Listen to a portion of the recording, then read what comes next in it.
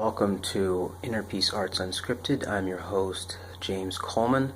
I'm a writer, speaker, and coach on personal development, spirituality, and social change. You can check me out on my blog at innerpeacearts.wordpress.com, Facebook and Twitter at innerpeacearts1. That's innerpeacearts with the number 1. And you can email me at innerpeacearts@protonmail.com. Today I'm going to talk about a spirituality topic, which is highly controversial, I think, and probably going to ruffle some feathers, and with a lot of people that I know might alienate me, but I think it's worth noting and being honest about. Because I think that the lack of honesty and connections, especially about some spiritual things, can make for very misguided application of those concepts. So today I'm going to talk about prayer as magic. And I use that word magic on purpose. I stated before in a previous episode that I don't believe in magic. I don't believe in magic. I don't believe in the supernatural. I believe that there's an explanation for everything, and are there mysteries and will always be mysteries? Sure, but we've seen with the scientific age we live in how the God of the gaps gets smaller and smaller, or it gets bigger and bigger. You just change the gap, however you want to look at it. But there are things we know now about stuff that we didn't know 200 years ago. I mean, just look at the technology we're using. It's basically magic, and that's an old idea. Magic to if someone in the 17th century saw you talking on a cell phone, they'd be like, whoa, But I'm talking here about this notion about what would be considered magic or voodoo or dark arts or any of that kind of stuff. That's what I'm talking in. And so I'm not. And so basically, I'm saying that prayer is a form of the same thing.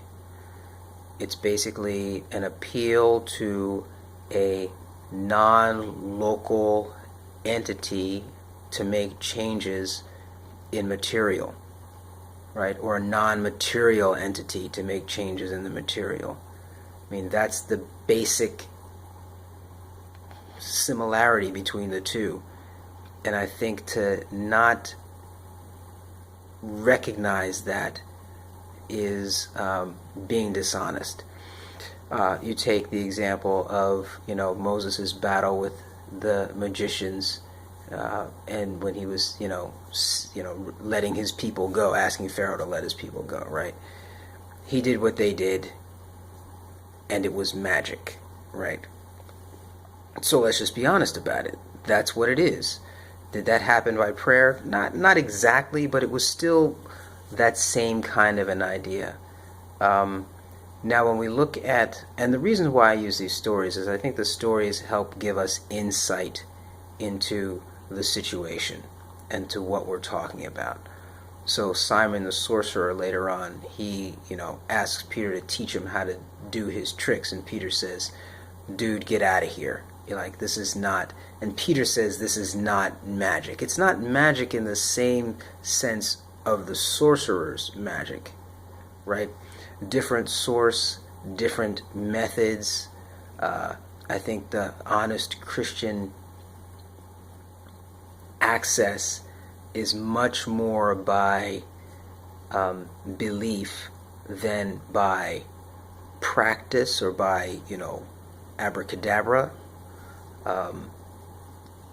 which is why Peter could say what he said, because there's and I'm using another episode to justify this, as this notion of being part of that emergent structure to come and to act based upon that emergent structure to come.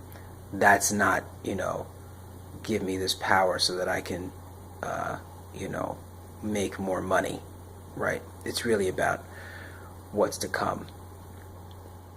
But at the same time, I think there are, like for example in Mark, when he says, believe that you've had these things, as you know, when you're praying, believe that you already have them.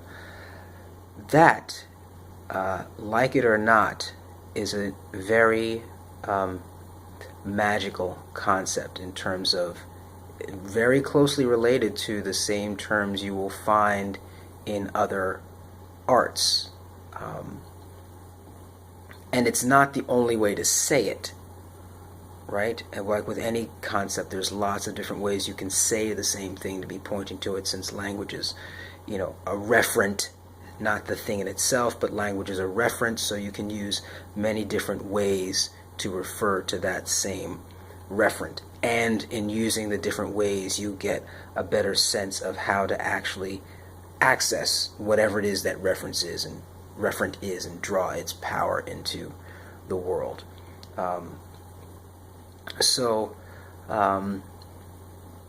Yeah, so that's what I wanted to share. And am I saying that prayer warriors are magicians?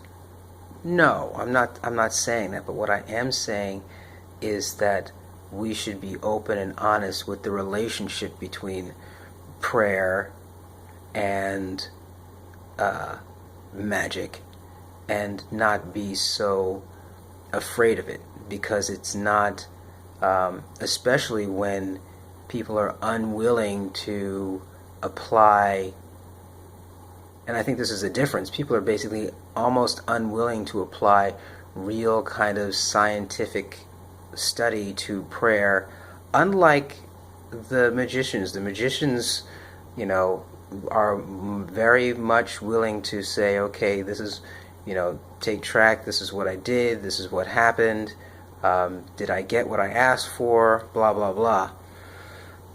And we're not willing to do that in the same way with prayer, somewhat. Some people are more willing, but, you know, there's always this excuse of, and I call it an excuse of God's will, right? I mean, it's not known. It can't be known. It can't be fully known.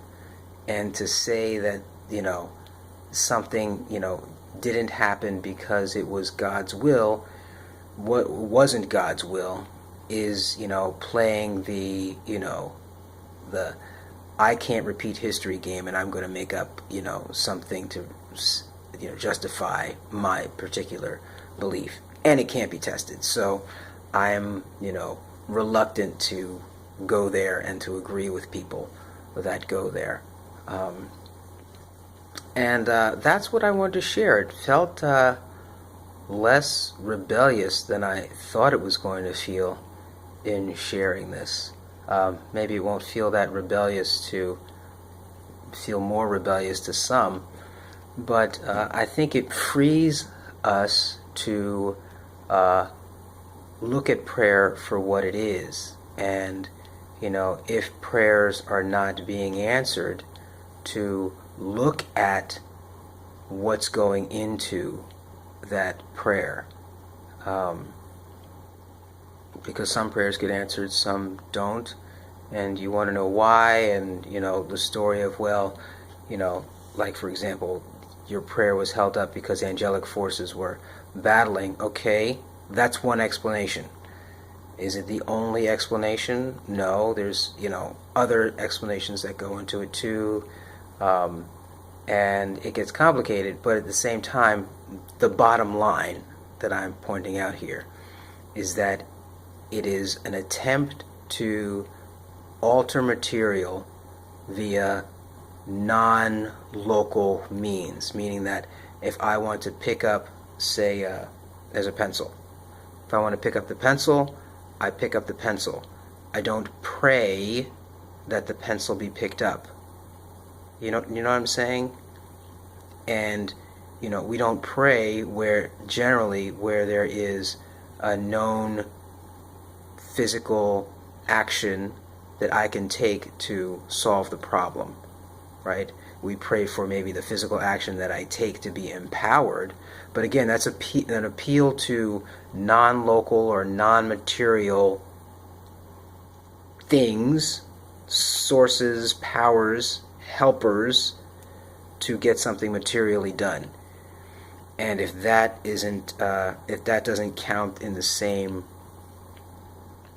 breath as what people consider magic, I don't know what does. And what it does is, what it also does is it takes the veil off of prayer as something unique to Christianity. I mean, the one to whom you pray may be unique, or a unique expression of the stream, or the stream itself, however you want to say that, but it's not unique to Christianity. And if others are finding ways to get answers, I don't think there's anything wrong with exploring those viewpoints to enhance your own. Okay, so I'm not talking about Satan worship or demonology, or trying to access the power of Satan for the good of not going there. But what I am saying is that there's a relationship between the two, between what was considered magic, or is considered magic, and prayer. And I think they're more closely related than most people want to admit. And I'm admitting it.